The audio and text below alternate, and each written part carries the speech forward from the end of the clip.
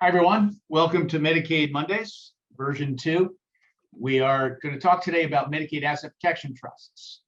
Last week, we talked about Medicaid eligibility rules. We'll give you a little bit of a refresher today, but generally, we're going to be doing the Medicaid trusts in some depth and detail. We'll talk about next week, but over the last 2 sessions, we'll be talking about in-depth Medicaid home care and upcoming Medicaid home care changes, and Medicaid nursing home benefits. So we'll recap a little bit of the numbers, talk about exempt assets, go through the trust, talk about next steps, how you should be thinking and counseling people in terms of Medicaid planning, and looking at how we can help create that eligibility for either you or your loved one or your clients. And with that, let's, Aaron, my partner, Aaron Connor, dive into the Medicaid numbers. Sure. So as we said last week, these numbers increased slightly for 2022. An individual at home now gets to keep $954 a month of income. If you're a couple, again, does not double, goes to $1,387. And a critically important number is the minimum monthly maintenance needs allowance, and that's for a community spouse, where we have an institutionalized spouse and a community spouse. And if the institutionalized spouse has most of the income, we could shift up to $34.35 to that community spouse, technically used quite often. For resources or assets, as they might more commonly be known, individual amounts, $16,800, up about $900, which is a lot in terms of how these increased year over year. Again, couple, you don't get double, you get about 1.5 times at $24,000. And again, a number we use a lot is the community spouse resource allowance, which is generally just under $75,000 in additional assets. So all the planning that we're going to talk about has the underpinning of these financial restrictions, because Medicaid is a means-tested program. You can only have, if you're an individual, $16,800 of total assets. If you're a married couple, you have a healthy spouse, one spouse in the nursing home, $74,820. Strict Medicaid eligibility criteria, which we have to meet. So we're going to talk about how to get to that eligibility level without spending everything that you have. The income numbers we'll talk a little bit about. That pertains primarily to home care and spousal protections, but these are real numbers that people have to navigate. So when we're looking at this, Aaron, not everything is counted towards that $16,800. There are certain things that are exempt. That's right. And it's important to know these things. Again, you get to keep $16,800 in assets, non-exempt assets, but this does include cash value life insurance. It might include stock. Generally, it's at least a bank account. Critically important is that to have a prepaid irrevocable burial fund. We see people make the mistake of not prepaying the burial. And once you're under $16,800, a lot of that, if there is there, can go to the burial. So we want to get that out of the way before we apply. Income producing business assets, this can be rentals, it can be an actual business, does have to be in the proper form to be exempt. Life insurance, we don't see many of these anymore, but this is the hangover from 1965, is that life insurance with a face value less than $1,500. Not seeing many of those these days. The big one, an IRA, really any tax deferred retirement account and periodic payment status, and a car with really no asset limit. So these are exempt assets. Clients who have large retirement accounts have some planning opportunities because they can hold on to those. They don't have to give them away. They can retain a home if they're living in the home, or if they have a spouse, a minor, or a disabled child living in the home maintains its exemption. With the IRAs, you want to make sure you have beneficiaries designated, because it goes directly then to the beneficiaries upon death. But with a home, if you own the home in your own name, that's going to be a probate asset.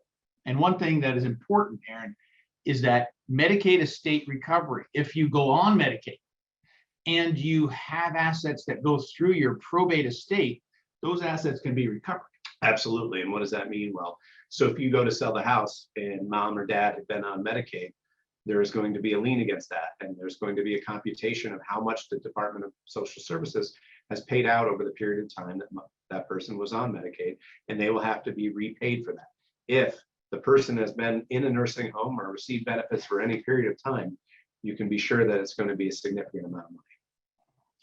And so we're going to talk a little bit about transferring assets, because how do you get down to $16,800 without just spending it? You're writing checks now $16,000 a month for nursing home care. Could be less, could be more than $16,000 a month for home health care. At what point do those checks stop? Do you stop paying that bill? Only when Medicaid is available to you. So if you have spent all of your assets down, you have the right then to go and apply for Medicaid with your $16,800, and you'll be eligible. What if you don't want to spend it all? What if you only want to spend some? Is there a way that you can protect some assets? Well, let's start with the home, because very often that's the primary asset for people who need Medicaid help. And if you're going on Medicaid home care, you're exempt because the home is where you live. If you go to a nursing home, you can actually keep the home off of the eligibility criteria. You can keep it as exempt if you file an intent to return home. And court cases have said that that intent doesn't have to be an objective intent and not a real possibility, but merely a subjective intent. So very often we file Medicaid applications for people in a nursing home. They have a home, you file an intent to return home. But if that person dies and the home is still in their name, Aaron, we've got a problem. And we're going to have to go to an estate, and we're going to be able, the state is going to be able to recover against that estate.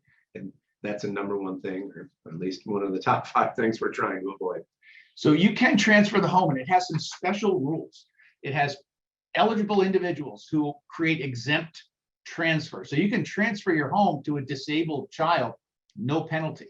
To a child who has lived with you for 2 years and provided care to you that kept you out of the nursing home, you can transfer your home to what's called a caretaker child without penalty. A brother or sister who has lived in that home with you for at least 1 year and has paid bills and has an equity interest in the home. And you can always transfer assets to a spouse. So the home has a few exceptions, but very often we can't fit into one of these. So the question then becomes, if we transfer the home or we transfer other assets, what happens?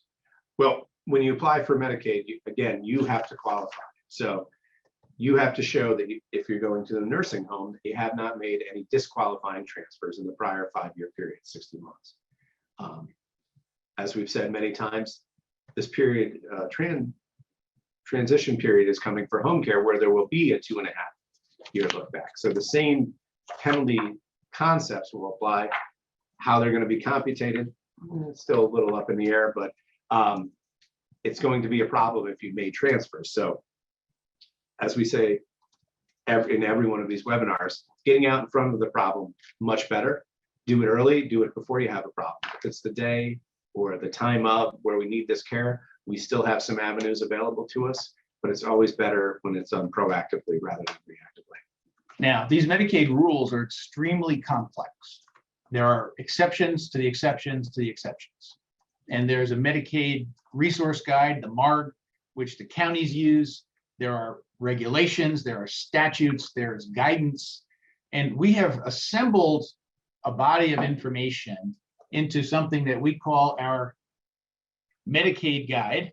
And this is updated for 2022. So all the things that we're talking about today, the eligibility requirements, the transfer penalties, are all outlined in detail in this guide. We'll be able to get that to you. You can get it off our website, or we're happy to send it to you if you want to send us an email. In that guide, it talks about the transfer penalties, and we have numbers that change every year, because if you give assets away within that look back period, they assess a penalty. Well, what is the penalty? It's a time period. It's a number of months that you are ineligible for Medicaid based upon what you gave away in the case of nursing home care over the last 5 years. So if I have transfers, 10,000 here, 20,000 there, and I apply for Medicaid, they go back 5 years, they find those transfers, they add them all together. And if I'm in the nursing home and I'm otherwise eligible, meaning I'm at $16,800 or less in total assets, and I then apply for Medicaid. This is a tough rule.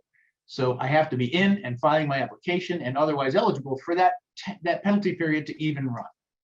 So if they find in my 5-year history that I gave away $120,000, that's going to create for me about a 10-month waiting period or penalty period, because the average rate, the divisor in that equation, is $12,560 here in the Capital District of New York. Again, those numbers are in our Medicaid guide. It varies across New York State, but I have a 10-month penalty now. I'm at $16,800. I'm in the nursing home. What happens over those 10 months? Somebody's got to pay for it, and it won't be Medicaid. Right. And you don't have any money to do it. So you're frankly not going to be a very attractive candidate either to find placement. No, the last thing that a nursing home wants is someone who's coming in seeking a bed and has no money left because they've spent it all down, and no eligibility because they have transfers within the 5-year look back period. So careful planning is absolutely essential.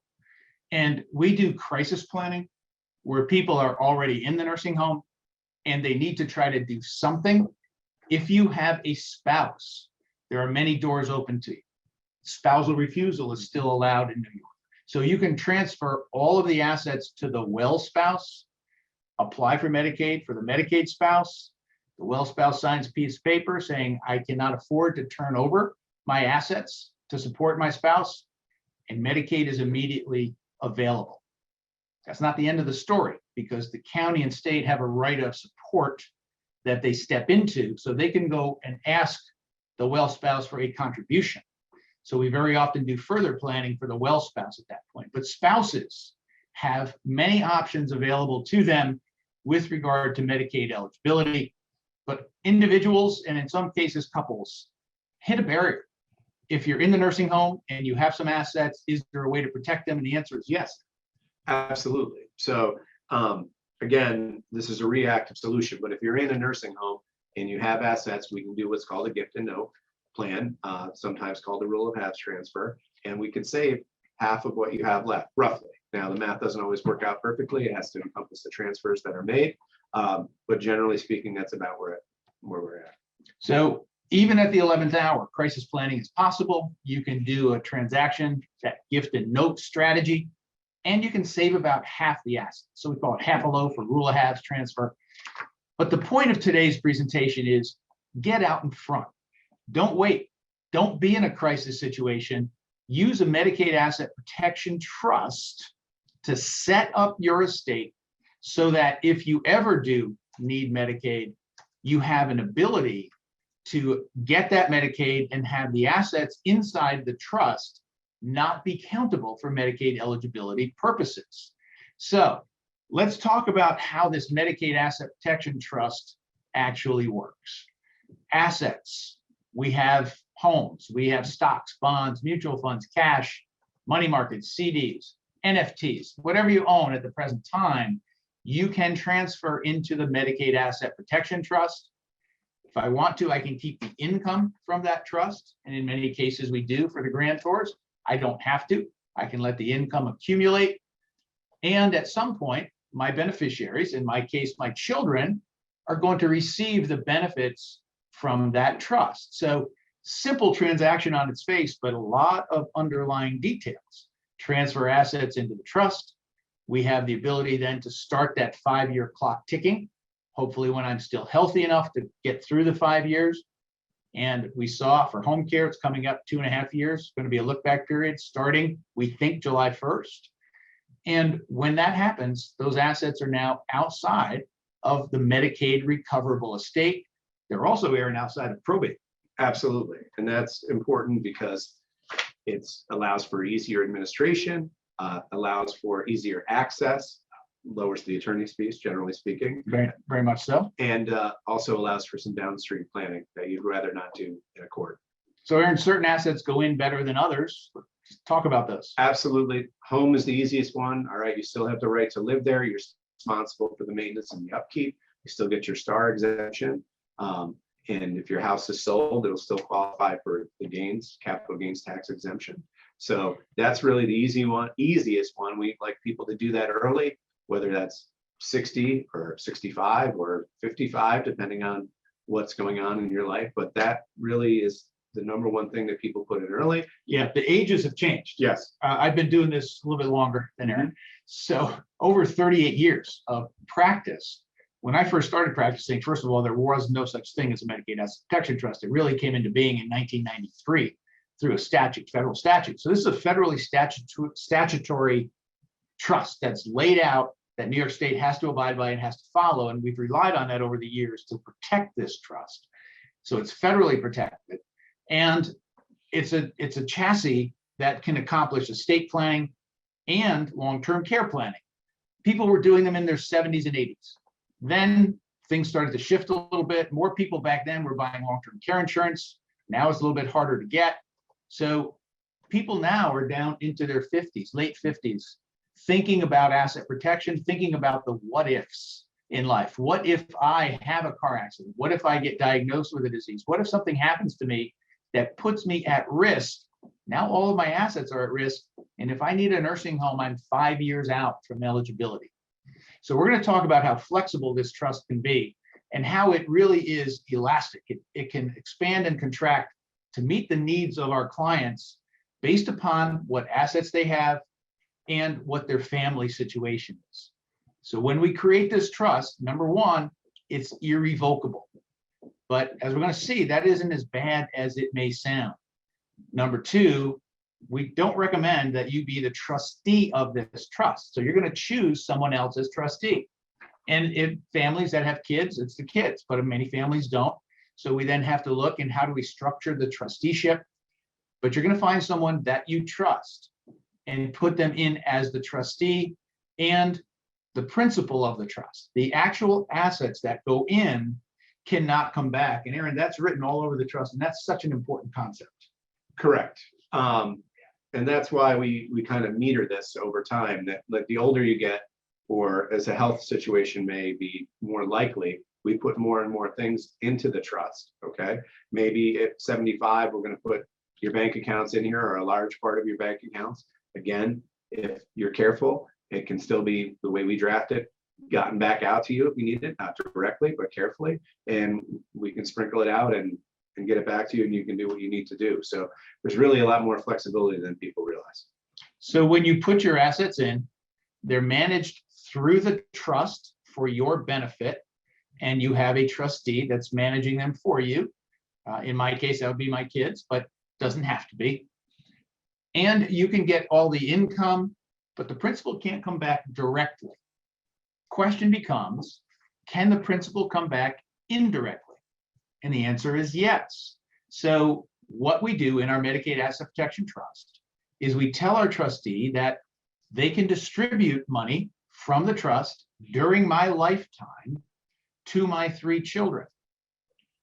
My 3 children, love them all, are going to receive money as I need it. Now, that doesn't sound right, but the money comes out of the trust. We typically recommend that the kids set up a joint bank account. So money comes out of the trust, goes into that joint bank account. And let's say that I have a credit card that I want to use to buy gas, and boy, I need that now, and to buy other things and to take trips. I can have a credit card, use the credit card, money can come out of the trust, go into that joint account, and be used to pay my credit card bill. So the trust as it is structured today, that federally protected trust, gives us a great deal of flexibility to draft an ability to get income, and through those third parties have access to principal in their discretion, and to have the trust done in such a way that it avoids probate and protects my assets for Medicaid purposes. But Aaron, a lot of clients are a little squeamish. They're a little concerned that the trust may take away some of their rights. And people come in to me all the time and say, oh, I heard that if I do this trust, I have to run to my kids every day for money. And no, you don't structure it that way. We have an ability to put a plan in place that does not restrict you, because we're going to leave enough money in your name to pay whatever bills you need to pay on a daily basis. So you're going to have money outside the trust, like this. So you're going to keep some cash, you're going to keep some bank accounts. And the asset you mentioned earlier, the IRA 401k, that stays in your name. So you don't give away the IRA, it's yours. You can access it and tap it anytime you want to. The RMDs continue to be yours, but we build security to the trust. And Aaron, this usually gives our clients more comfort. Absolutely. So the smaller stick, if you will, is you can change your trustee at any time, but being a trustee can be a job. It's not a big job, generally speaking, until either both people, if it's a joint trust, have passed on, or the beneficiary, or the grantor has passed on, or if they become incapacitated. So, you need to be more mindful of things. But the bigger stick really is that you can change your beneficiaries at any time. So if your son or daughter goes and marries someone you don't particularly care for, you can diminish or actually completely cut out their share, or for whatever other reason, if they develop an unfortunate drug habit, or they just start spending all of their money. There's a million reasons you can do it. In fact, you don't really need a reason, but you have that control at the time. And believe it or not, the way it's drafted, even though it's irrevocable, the trust can actually be revoked. So this is the feature that really lights people's eyes up. And they say, how can that be true? Well, New York law, Estates, Powers, and Trust Law 7-1.9 is the section. If you want to look it up, it's a section we love. But EPTL 7-1.9 allows a trust that's irrevocable to be revoked with the consent of the grantor. So me, I'm setting the trust up, and the beneficiaries, my three lovely cherubs. And my three kids may all agree, and that's no problem. But what, Aaron, if one of my kids doesn't consent? You just cut them out. Change your beneficiary. Sorry, buddy. So you can remove the beneficiary. So you have a friendly cast of characters who will consent to the revocation of your trust. So you get the asset protection, the probate avoidance, the tax advantages of this trust are substantial. The ability to fire your trustees, the ability to change beneficiaries, and the ability to actually revoke the trust if you don't have a need for it, or if circumstances change in some other way. Tremendously flexible tool. We've done them, as I said, for 30 years, and they are tried and true. They still work. We cannot tell you that they will work forever. And the key word here, Aaron, grandfathering. Yes. If the law changes, what if the federal government changes the statute? New York can now try to come after these trusts. They cannot do what's called an ex post facto taking. They cannot come in after you've created the trust and make it illegal. So your trust will be grandfathered in if you get it done. And I think this has a lot more people doing these at younger ages. So the ability to qualify for nursing home Medicaid in 5 years. Right now, today, we have an ability to create Medicaid eligibility for home care immediately, but we think July 1, we're going to have a 2.5-year look back period. The Medicaid trust gets you out in front of that. Do it while you can, while you're able. As they say, the time to fix the roof is when the sun is shining. So when you're healthy, get your trust done, get out in front of it. Quick case study. Sure. So we have here Rachel Brooks. She's 84. She's a widow, so there's no spousal planning available here. She has been hospitalized. She's in rehab. So this is a common time when we see people, mom or dad or spouse is in rehab, and they're being told, well, you have to go to a nursing home. And we can give them some the ability to make some choices that they may not be aware that they have. And just a shout out here to geriatric care managers, now called aging life care coordinators. These are professionals who help people in these situations and provide guidance. There's a national association, ALCA, and if you need one wherever you are in the country, ALCA membership has a directory. We have a group here in the Capital District, Everhome Care Advisors, that we work with, but it's vital for us to have in-depth and knowledgeable people creating a plan that we can then fulfill, especially if they're coming back home. So here's a just rundown of Rachel's issues: mild memory loss, some disorientation. Now, sometimes this is part of being hospitalized, or most commonly we see UTIs cause people to have some memory loss and disorientation that does clear up, not always, unfortunately, but she's still verbal. Her daughter lives nearby, so there is someone to check in on her. So given all of that, Rachel is a good candidate for Medicaid home care. You know, you can get 24/7 home care. I'll never guarantee it, but it is available. But the worker shortage has made that even harder to fill. So a lot of thought has to be given to whether this is a rural situation or a very large person. Those are also some things that can mitigate the availability of home care, but Rachel is a very good candidate. So her income is 2345 total, all right? And she has assets of about, well, let's say over 400,000. Again, let's just knock the IRA off. That's exempt because at her age, it has to be in payment status. So we don't have to worry about protecting that. We do want to make sure though, when the planning is done, that there's a beneficiary designation on that because we do not want it going to probate because it could be recovered against, and for tax reasons, and all the tax will have to be paid before it can be moved over. What is Rachel going to do? She's going to create the Medicaid Asset Protection Trust. She's going to place in there her home, her brokerage account, and some of her checking and savings. With her income, she's going to create a separate trust, pooled trust, which we're going to not really focus on today, but this is a way to save income when you're on Medicaid home care. And essentially, she's keeping everything that she has and still accessing benefits. So now when she applies for Medicaid, what appears on her Medicaid application? $16,800 of assets, $954 of income. The assets have been diverted into a Medicaid Asset Protection Trust. That does get disclosed. It gets scrutinized by the county, and all the assets that are in there are looked at by the county, and they're deemed to be unavailable. That's the key. The income, remember, excess is going over into something called a pooled income trust, so we can actually preserve income in a home care case. No waiting if you apply before July 1. So in this case, Rachel could be eligible for Medicaid if we started today by April 1st. That's the financial side of Medicaid home care eligibility. It is something we do day in, day out, and it works extremely well. But as Aaron said, the eligibility criteria beyond financial, the medical criteria, is where all of the changes are taking place until we hit that 2.5-year look back period. So if you're planning ahead to qualify for Medicaid, the Medicaid Asset Protection Trust, we hope we've shown you has enough flexibility that you can really control the future, even though your assets are inside of a trust. We have clients that really want to control it, and they have rental properties, or they have a brokerage account that they trade daily. They want to talk to their broker.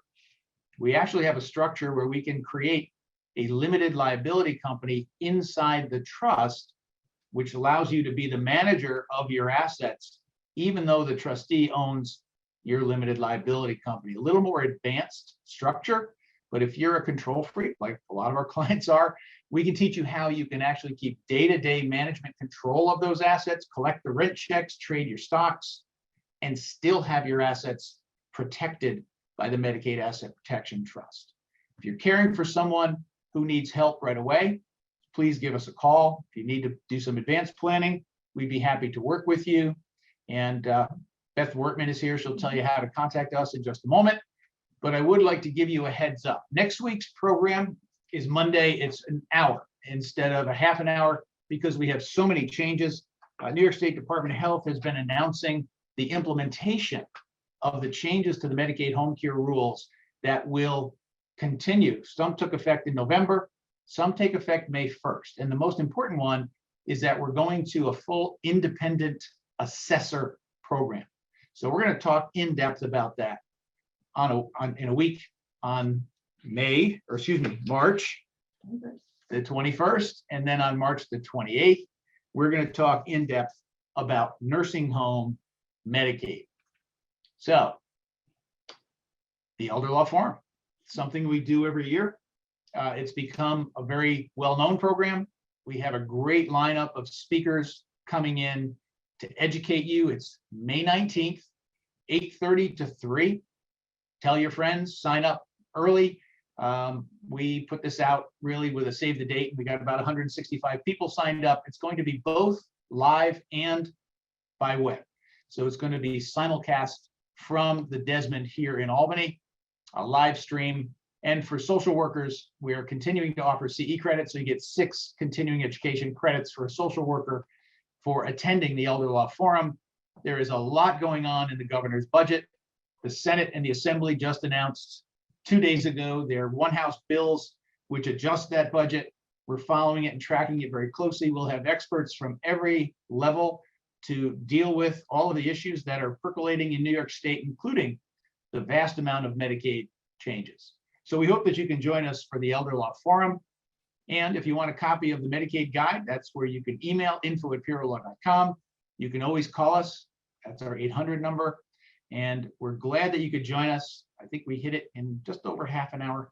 But thanks for attending.